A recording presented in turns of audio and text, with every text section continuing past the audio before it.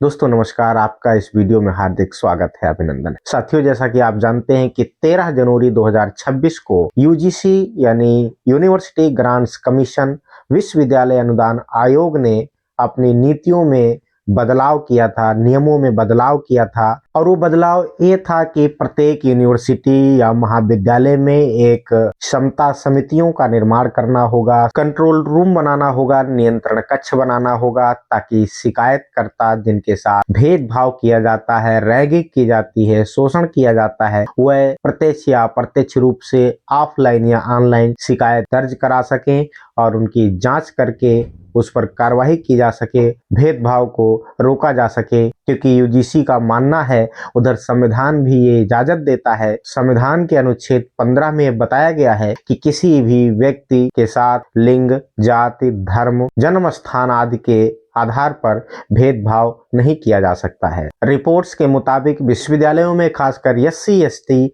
OBC के जो विद्यार्थी हैं, जो शोधार्थी हैं, उनके साथ भेदभाव होता है और कहीं ना कहीं उनके गरिमा को ठेस पहुंचाया जाता है और उन्हें मजबूरी में या तो पढ़ाई छोड़ देना पड़ता है और कभी कभी आत्महत्या तक भी करने की नौबत आ जाती है। इसे रोकने के लिए यूजीसी के नियमों में बदलाव किया गया और एक निवारक नियम बनाया गया, परंतु जैसे ही इसकी घोषणा हुई, तुरंत पूरे देश में खासकर सामान्य वर्ग के अधिकतर लोगों ने इसका विरोध करना शुरू कर दिया। जहां दूसरी तरफ एससी, एसटी, ओबीसी वर्ग के लोगों में खुशी की लहर थी कि अब उनके बच्चों को विश्वविद्यालय या महाविद्यालयों में पढ़ने का एक समता मूलक अवसर मिलेगा। देखते ही देखते इसका विरोध होने लगा और सड़कों पर लोग आंदोलित हो गए और इस नियम को, इस बिल को वापस लेने के लिए माननीय सुप्रीम कोर्ट में एक पीआईएल दाखिल की गई और माननीय सुप्रीम कोर्ट ने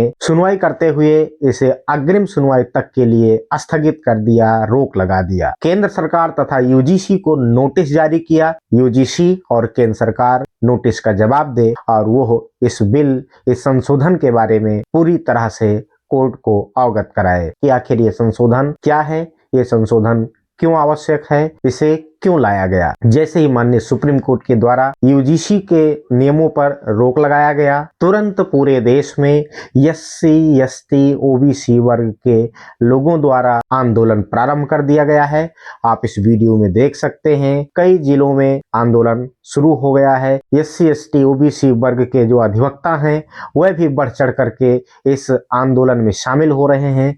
ज्ञापन दिया जा रहा है और इलाहाबाद विश्वविद्यालय में भी बच्चों ने, छात्रों ने प्रदर्शन शुरू कर दिया है। सूत्रों के मुताबिक पूरे देश में आंदोलन की तैयारियां चल रही हैं, धरना प्रदर्शन की तैयारियां चल रही हैं, ज्ञापन देने की तैयारियां चल रही हैं और आने वाले समय में इस कानून के समर्थन में, इस कानून को लागू करने के लिए आंदोलन उग्र भी हो सकते हैं। आप इस वीडियो में देख सकते हैं कि किस तरह से अपने हक और अधिकारों के लिए लोग सड़कों पर उतर रहे हैं और मुझे लगता है कि यह आंदोलन और तेज होगा। दोस्तों, इस बात को नकारा नहीं जा सकता है कि आज भी पूरे देश में जो जातिवाद है वो हावी है। प्रत्यक्ष या अप्रत्यक्ष रूप से कहीं ना कहीं जातिवाद दिख ही जाता है। आप देखते हैं, कभी कभी कई जातियों को गाली के तौर पर भी प्रयोग किया जाता है कि कहीं हम ये हैं, कहीं हम वो हैं। तो साथियों, सोचिए कि जातिवाद जिहन में कितनी गहरी जड़ें बनाए हुए है। खासकर यूनिवर्सिटी और महाविद्यालयों में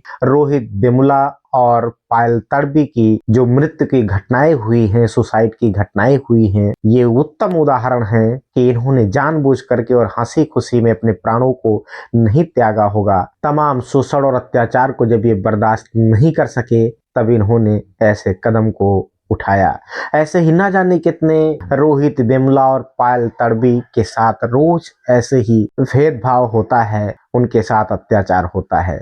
अगर आप दिल पे हाथ रख करके देखें तो आप इन घटनाओं को नजरअंदाज नहीं कर सकते। आज भी भारतीय समाज में जातिवाद चरम पर है। भले ही अब धीरे धीरे परिवर्तन हो रहा है, परंतु इसे नजरअंदाज नहीं किया जा सकता, इसे नकारा नहीं जा सकता। भारतीय संविधान कहता है कि हम भारत के लोग मतलब भारत के सभी लोग एक समान हैं। कोई छोटा नहीं, कोई बड़ा नहीं, कोई ऊंच नहीं, कोई नीच नहीं।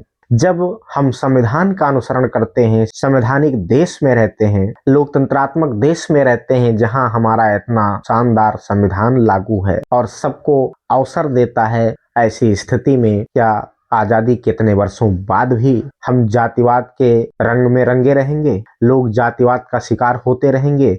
ये सोचनीय बात है। हम अखंड भारत, आदर्श भारत और विश्व गुरु की कल्पना करते हैं और हम अपने ही भाई को, अपने ही समाज के लोगों को अपना नहीं सकते। यद्यपि बहुत सारे ऐसे लोग हैं जो इसे खत्म करने के लिए काम कर रहे हैं। मैं उन्हें साधुवाद देता हूँ, मैं उन्हें धन्यवाद देता हूँ। और सभी वर्ग के लोगों को समझना पड़ेगा कि जो चीजें पारंपरिक तरीके से सदियों सदियों से थोपी गई हैं, वो एक ही दिन में बदली नहीं जा सकती हैं।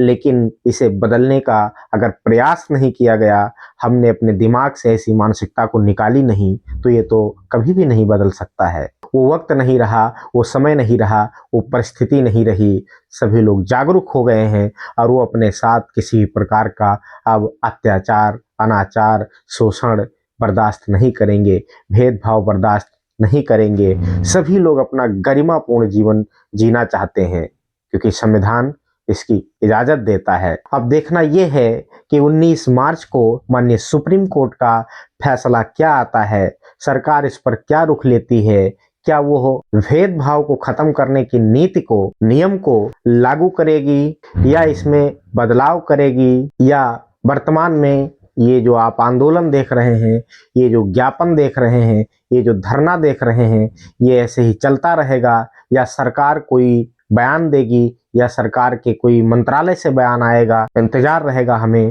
इस विषय पर आपकी क्या राय है, हमारे कमेंट में लिख करके हमें जरूर बताएं। नमस्कार।